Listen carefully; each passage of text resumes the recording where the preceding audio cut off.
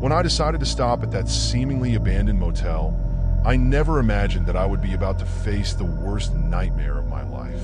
Drawn by an unknown force, I entered a room that held dark secrets and a presence that should not exist. As the night progressed, I realized that I was not alone. Something was watching me, waiting for the right moment to reveal itself. As the hours passed, the environment became increasingly oppressive and the line between reality and the supernatural blurred. A shadowy creature emerged from the darkness, sucking my essence and revealing the horrors that had consumed those who came before me.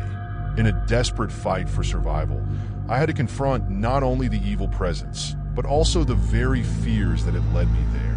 Now, as I try to escape that place, the doubt haunts me. Did I really escape, or did I just postpone the inevitable? One thing is certain, the door never really closes.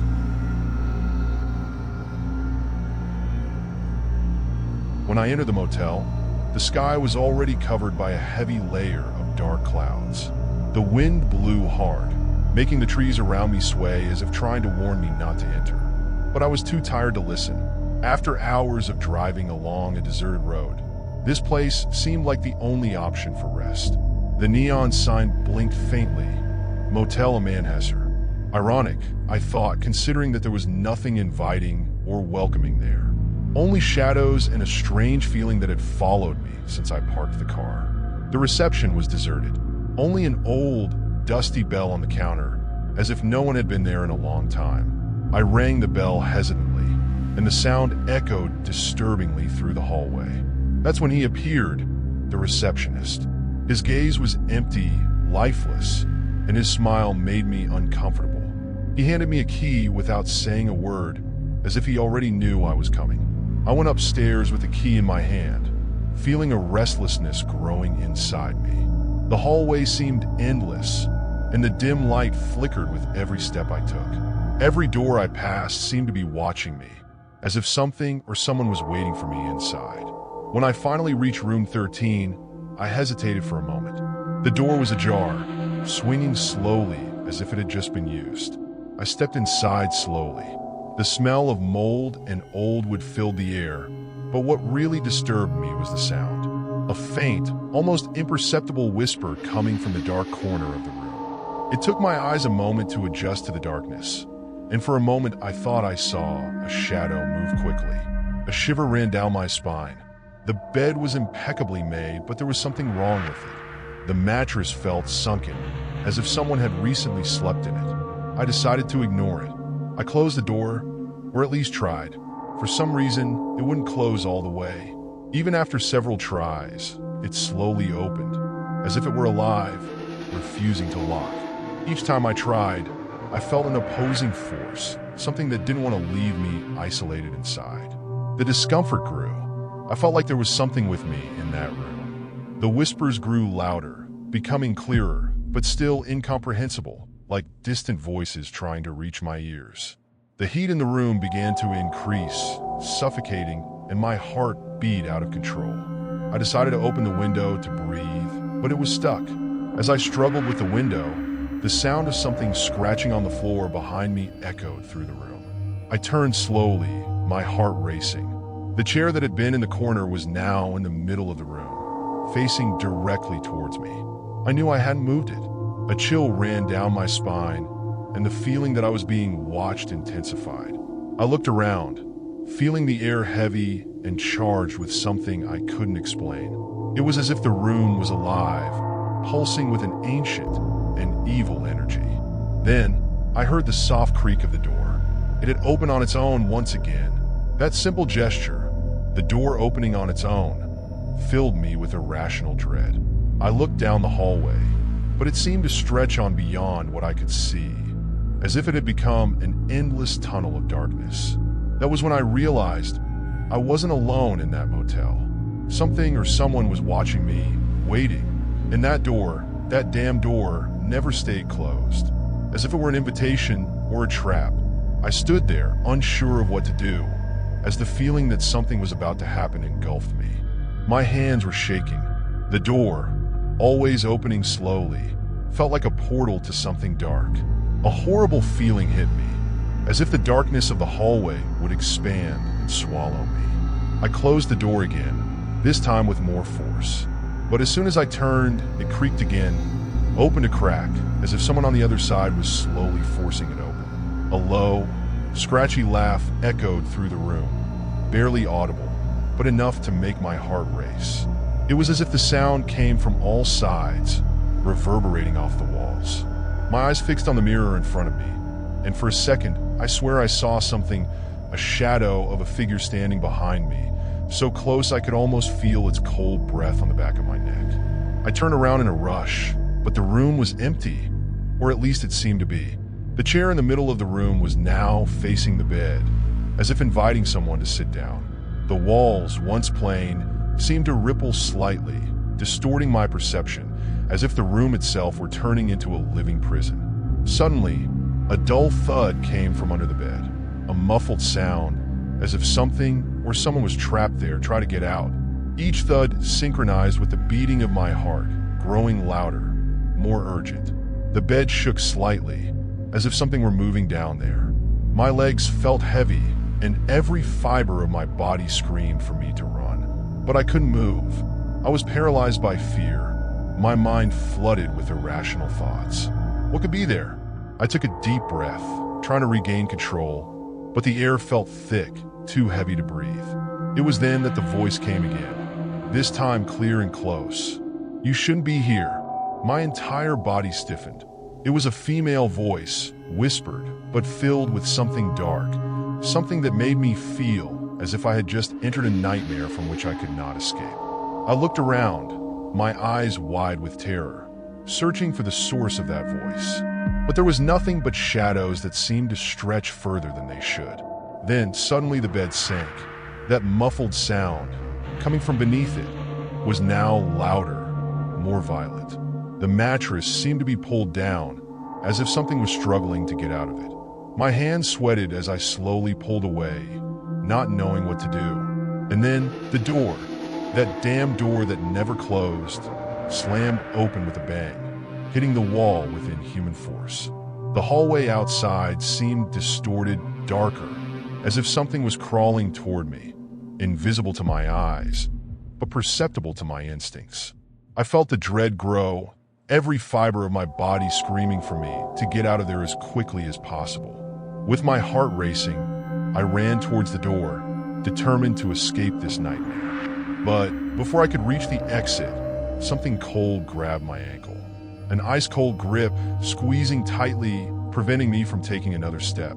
I looked down, but all I saw was a pale, skeletal hand reaching out from under the bed, its long, gnarled fingers wrapping around my leg with unearthly strength. I tried to pull away, but the grip was relentless. The feeling of dread consumed me, each second dragging on as I struggled desperately. The room seemed to close in around me, as if the walls were alive, watching my futile struggle. I could no longer ignore it. There was something inside that motel that didn't want me to leave.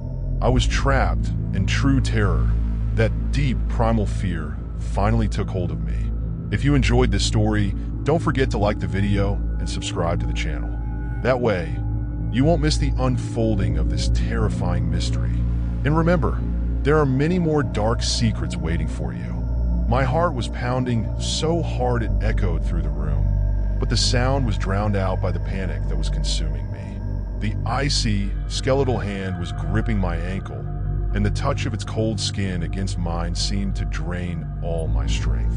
I tried to pull away, pulling with everything I had, but the thing under the bed wouldn't budge. Whatever it was determined to keep me there. My lungs fought for air, each breath short and ragged with adrenaline. Suddenly, my surroundings began to change. The dim light in the room flickered more and more, and the sound of something scraping across the floor grew louder. It was coming from under the bed, as if something large and heavy was moving down there, trying to get out. I fell to my knees, still struggling to free myself from that hand that felt like it belonged to a creature out of one of my worst nightmares. My fingers trembled, and sweat dripped down my forehead. I looked down at the floor, and for a brief moment, I saw the face. It wasn't a human face. Pale, with sunken black eyes, his mouth open in a macabre smile. His eyes were fixed on me, as if watching my every move, waiting for the right moment to act. Then, something impossible happened. The bed, which until then had only been shaking slightly, began to rise slowly, as if it were being levitated by an invisible force. The sound of creaking would fill the air, and the scene that unfolded before me was too terrifying to be real. The bed floated a few inches above the floor, revealing a dark, twisted shadow like a distorted, shapeless silhouette. It moved with an unsettling fluidity, snaking across the floor towards me. My throat tightened, terror taking over me completely. I wanted to scream, but fear paralyzed me. There was nowhere to run. The hallway, once an escape route, now seemed like a prison, an endless tunnel of darkness. The only light came from the flickering lamps above me, and with each flash, the creature under the bed seemed to take more shape. It was something old, something that shouldn't exist. With one last effort, I managed to free myself from the cold hand that was holding me. I rolled away from the bed, hitting my shoulder on the hard floor. But as I stood up, something even worse happened. The door, always ajar, closed with a deafening bang. The sound reverberated through the walls, leaving the room in absolute silence. Now I was locked inside that room with a presence that somehow knew I was afraid. It could feel my desperation, my vulnerability. The light in the room stopped flickering, and total darkness took over the room. I could hear my ragged breathing, the cold sweat running down my back, but I couldn't see anything. It was as if the world around me had disappeared. Then the voice came back, this time louder, closer. "You shouldn't have come." It seemed to fill the room, as if it were speaking from inside my head, echoing in every corner of my mind. My hands groped the ground, searching for something, anything that would give me a chance to fight or defend myself.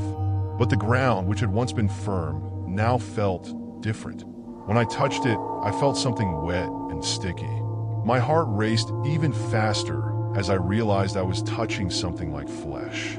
The ground had changed. It pulsed as if it were alive, and the air around me smelled of rot. The terror was suffocating, almost unbearable. And then, in the midst of that absolute darkness, I felt a presence behind me. I didn't need to look to know. The air around me turned cold, and a slow, deep breathing approached.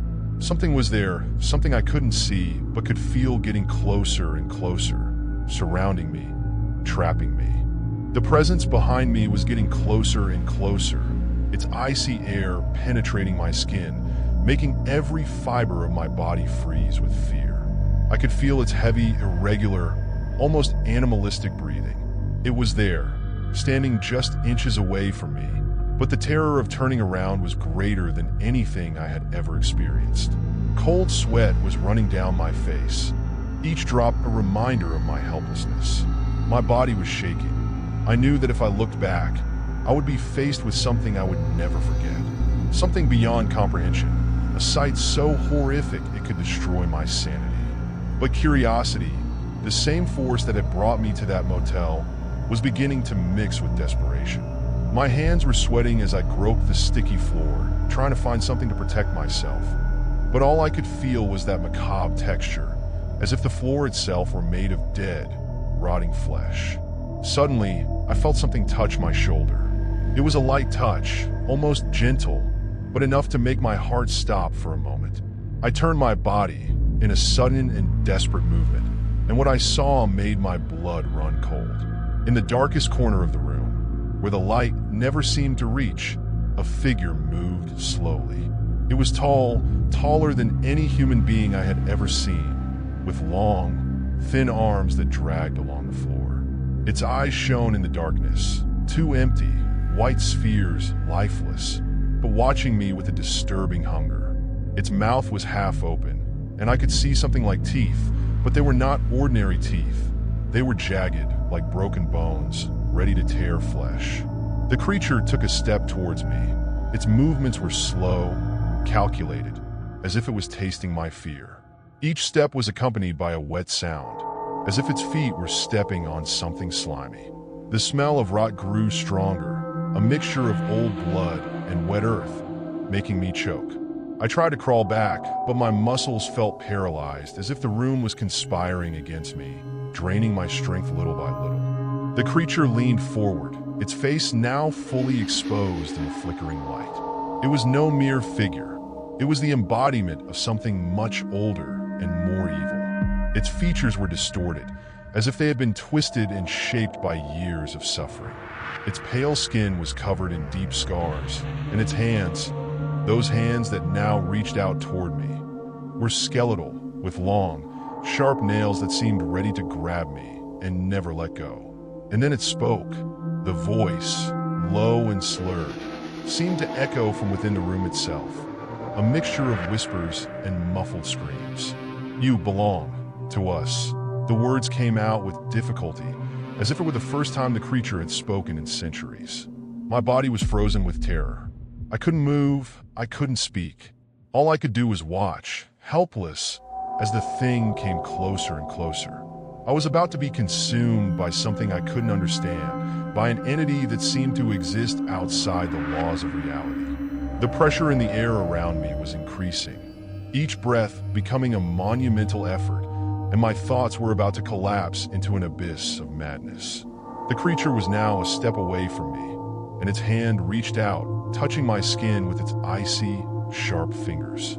The touch was like 1,000 blades cutting at once, but most terrifying was the sensation that it was pulling something from me. My entire body seemed to shrink, as if my very essence was being drained, sucked by this thing. "You can't run away," it whispered again, its words imbued with a terrifying certainty. I was trapped not only in this room, but in the very terror it represented. I closed my eyes, expecting the worst, expecting to be consumed by the darkness that surrounded me.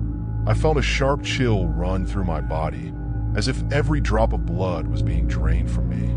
The creature's skeletal hand seemed to dig deep into my very essence, and a searing pain invaded me. It was as if I were being stripped of something fundamental, as if my very soul was being extracted, drop by drop. At that moment, a scream echoed in my mind. Not my own, but from something much older, a lost soul that had been consumed before me. The pain turned to absolute terror as images of agonized faces, of people who had once been there, flashed through my mind. I saw fragments of their lives, moments of happiness now distorted by tragedy, each of them trapped in that dark room. In the last moment of lucidity, an idea struck me. If I could remember what had brought me here, perhaps I could break the connection.